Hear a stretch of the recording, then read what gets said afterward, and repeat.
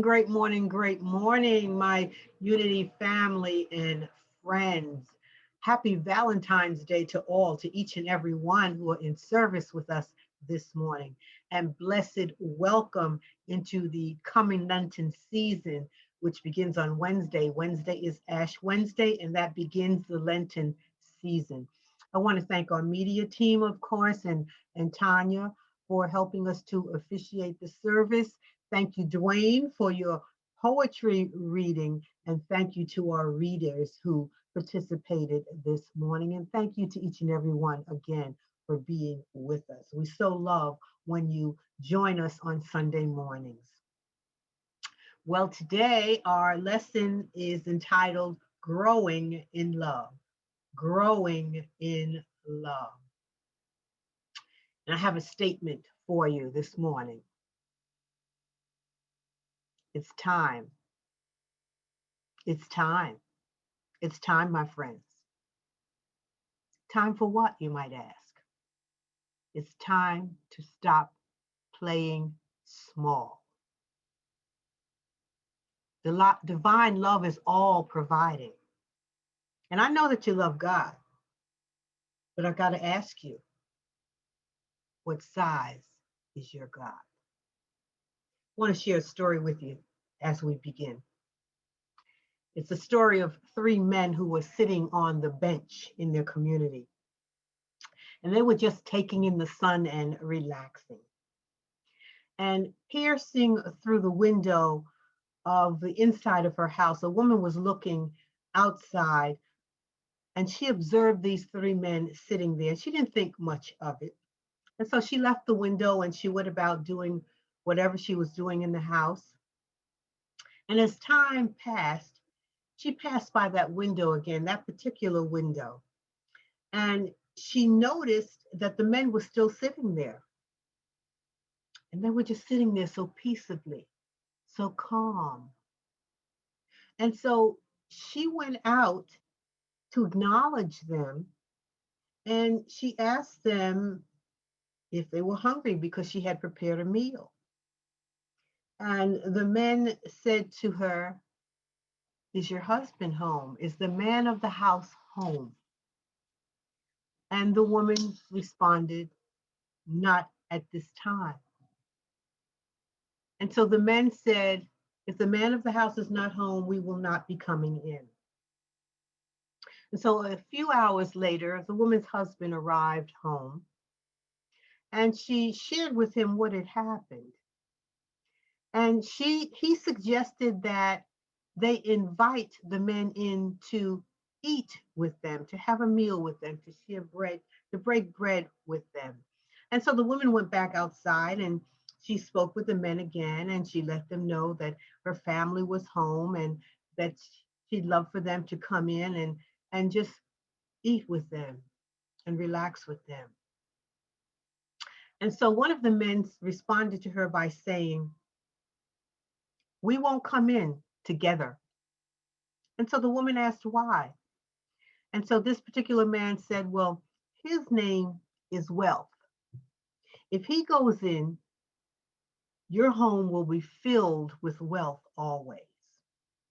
And his name is Success. And if he goes in, your home will overflow with success in all the endeavors of your life. And then my name," he said, "is Love. And if I go in, your home will be filled with love forever. So choose which one of us you'd like to come in." And so the woman went back inside and she spoke with her family. Her husband and her daughter were there. And she told them what the men had shared with her. And the husband said, "Well, let's invite Wealth to come in." And the woman thought about it, and then she said, "I think I would like to invite Success to come in." And then the daughter perked up and the daughter said, "Let's invite Love into our home, and our home will be filled with love forever." And so they all agreed that they would invite Love in. So the woman went back outside and she spoke with the man and she said, "We've decided to invite Love into our home." And so the man by the name of Love stood up and began walking towards the open door. And the other two men, Wealth and Success, stood up and began following him to the open door of the house. And the woman said, well, wait a minute. You said we should invite one in, and all three of you are walking towards the home. And so the men stopped, and one of the men said, had you invited wealth or success into your home, the other two of us would have stayed out on the bench. But since you invited love into your home, wherever love goes, we follow. Wherever love goes, we follow. Have you ever had to make such a decision? Have you ever been in a situation where you had to decide what's the primary decision? What's the one decision that I need to make that will bring forth all of the other desires, will bring forth all of the other wants? What's that one thing? And if I make that one decision and make that one choice, that right choice, everything else will follow. It's being at a crossroads in life where decision making can sometimes be overwhelming. It could be, shall I repair the car that allows greater ease in transportation for me? Or should I use these funds to purchase whatever? What's the primary decision that supports making the other activities fruitful? Do I befriend this person and creating a wider circle of positive thinking and doing people in my life? Or do I continue in the comfort zone of whatever happens, happens? Making a decision, the primary decision, the most important decision that allows, that just pulls everything else along with it, as in the story. Love pulls success and wealth and everything else with it. I can understand being in that position. I remember being in that position when I was at a major crossroads in my life, making a decision many years ago, experiencing the call to ministry. I heard the call. I heard it clearly, loud and clear within me. But I did not want to make the decision. I did not want to respond to the call. And finally, I wore myself out running from God, so I thought. But I experienced and I learned that releasing the resistance to God's call transformed my life to a happy, peace-filled, enlightened person, passionate about doing God's work. That's what growing in love with God will do. One of the scriptures that we read this morning, 1 Corinthians 13 and 13. The New Revised Standard Version reads, the greatest of these is love. And the Passion Translation is a synthesis, the coming together of Aramaic and Greek. The Passion Translation reads, so above all else, let love be the beautiful prize for which you run. Let love be the prize for which you run. Divine love, God love, the attracting power, the unifying power, the maintaining power, uniting and holding together and supporting our good.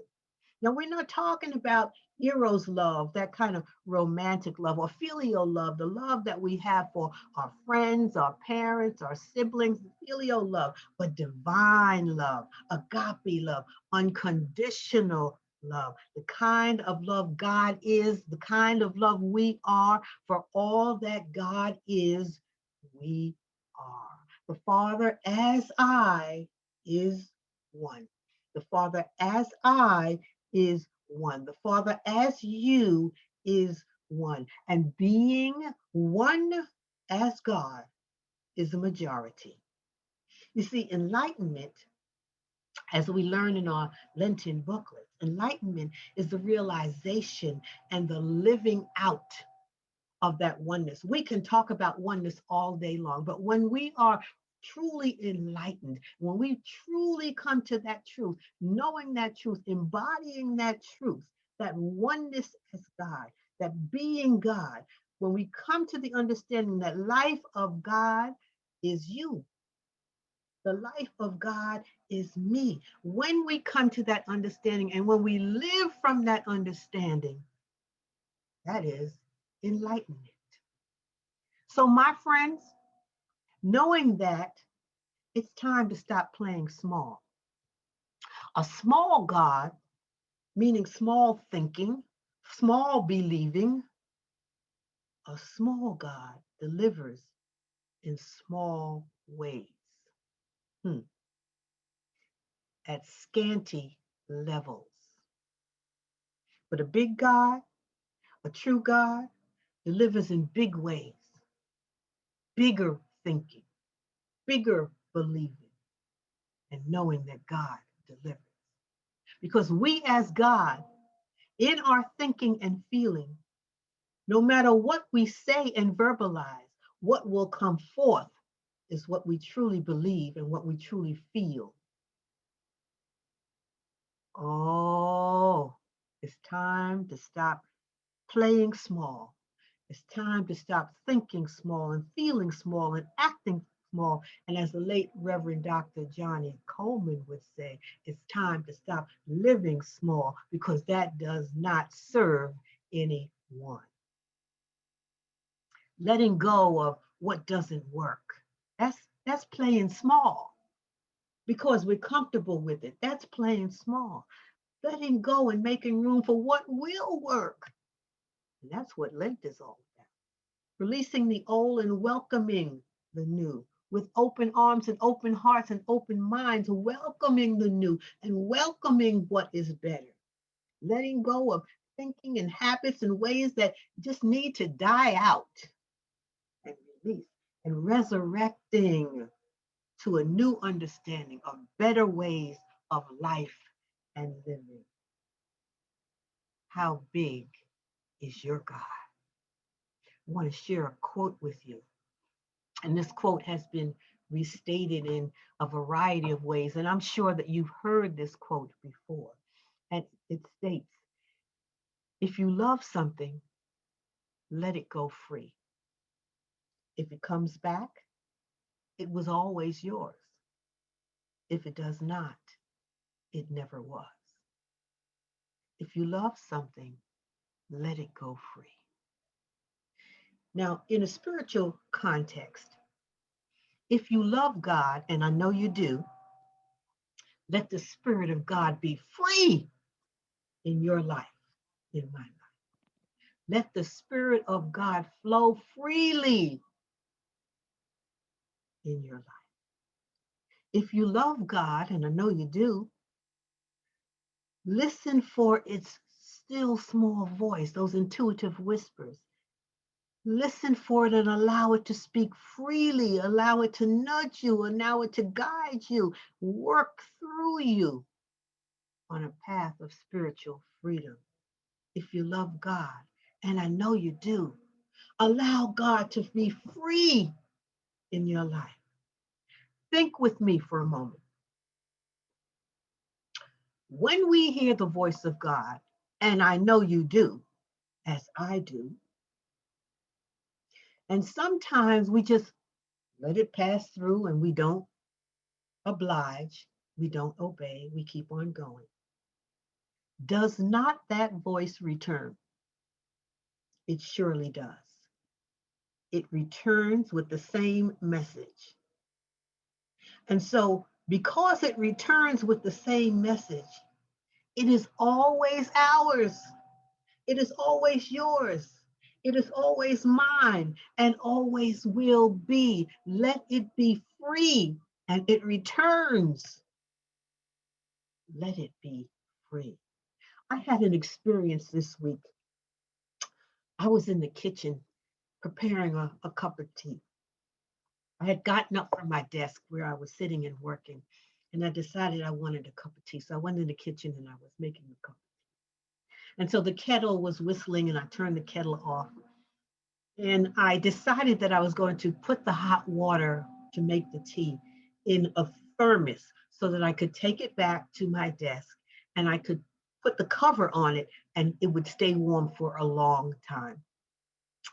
As I picked up the kettle to pour the water, the still small voice said to me, "Put the thermos in the sink so that when you pour the water, it does not spill all over yourself and on the counter." I obeyed the voice. I put the thermos in the sink. As I poured the water into the thermos, surely the water spilled into the sink. Listening to that voice, listening to that voice. How precious is that intuitive voice, those whispers that continue to come. That's the love of God. That is the love of God speaking to me on that day. Had I not listened, had I done something else, I could have burned myself with the water, the boiling water spilling on me. That is a demonstration of the love of God, the whispers that come, the nudging that comes, and that will always be there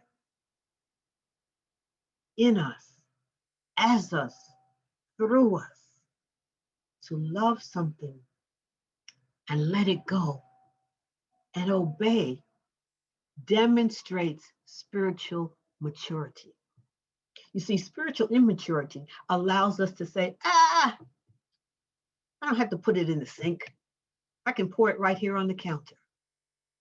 Spiritual maturity demonstrates itself. One way in which it demonstrates itself is through obedience to the love of God.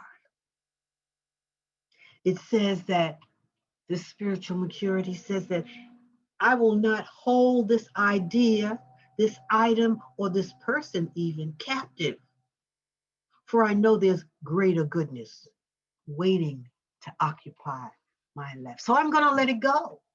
I'm going to let the Spirit of God be free in my life because I know that there's greater goodness waiting to occupy my life. It's letting God be God in our lives. It's letting God be God in our life and allowing the love of God, the eternal love of God, the greatest love of all, to be activated in our life and to live from that premise.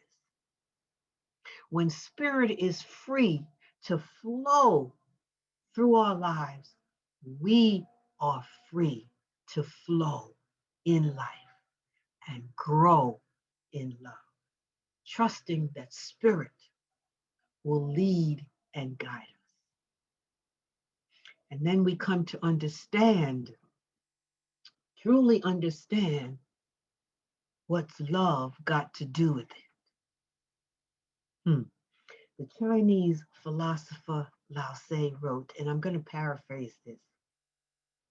He said that feeling deeply loved as God gives us strength.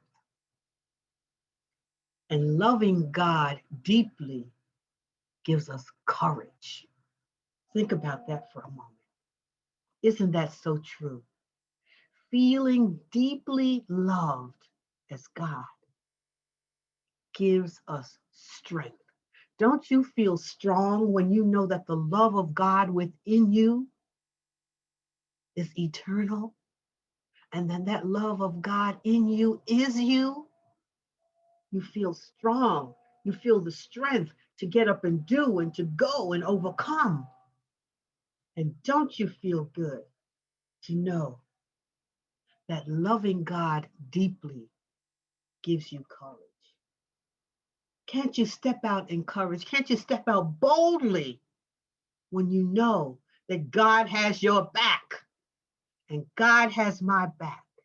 And that gives us the advantage of not playing small. Think on that. There is an affirmation in the Lenten bulletin, and everyone should have received the Lenten bulletin by now. There's an affirmation to be used for the first day of Lent. There's actually an affirmation in the booklet to be used every day during the Lenten season. The first affirmation to be used during the Lenten season is, I release any belief in limitation. I renew my sense of possibility. I release any belief in limitation. I renew my sense of possibility. You see, my friends, we have to be the love. We have to be the love that we want to see. We have to be the love that we want to experience. We have to be the love. And that energy of love within us, that godly love within us, it attracts to itself likeness.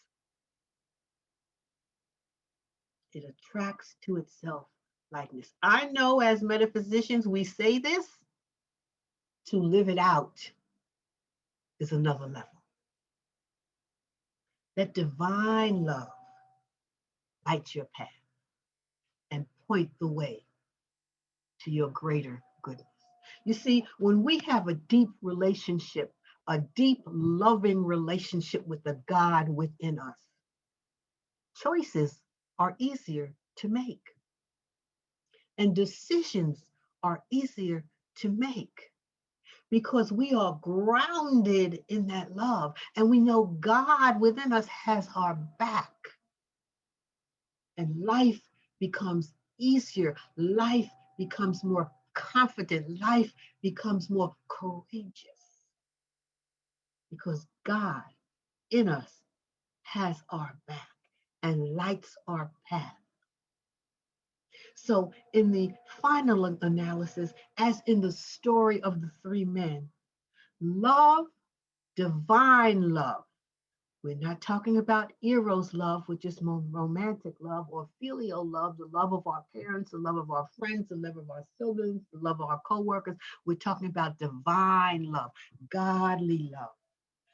As in the story of the three men, divine love opens the door for all other goodness to enter in. Love leads the way. So I encourage you, my friends, to continue growing deeper in godly love, to continue growing deeper in love with God, patience, kindness, service, as the scripture said. Love never fails, the scripture said. Prophecies will cease. Tongues, talking, tongues will be stilled.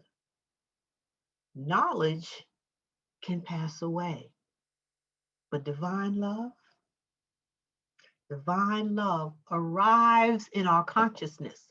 Divine love arrives in our soul, already accompanied by its partner, which is wisdom. You see, we don't have to take an idea. We don't have to take what we think is the love of God and clothe it with wisdom. Divine love arrives within us, is within us, already partnered and accompanied by its partner, which is wisdom. Love and wisdom working together in partnership. And in the final analysis, as we as we be the love in this life, as we emanate the love in this life, the divine love, we come to the understanding that divine love's got everything to do with it. Divine love ushers in our peacefulness, our joy, our health, our relationships, and yes, even our finances. When we are in love with God, we are more peaceful, and the prosperous ideas can flow with greater ease. When we are in love with God, we are more relaxed and at peace, and our relationships prosper. We feel the inner joy, and we can express that joy. When we are in love with God, then we have that substance to share with others. But first, it's the love of God, the love of you, the love of me, the love of self, the love of God within us. And so I ask you once again, how big is your God? And I say to you once again, it's time. It's time to stop playing small and know that your God and my God is a big God and delivers in big ways, big thinking, big belief. I bless you. God bless you. And so it is. Namaste. So take a deep breath.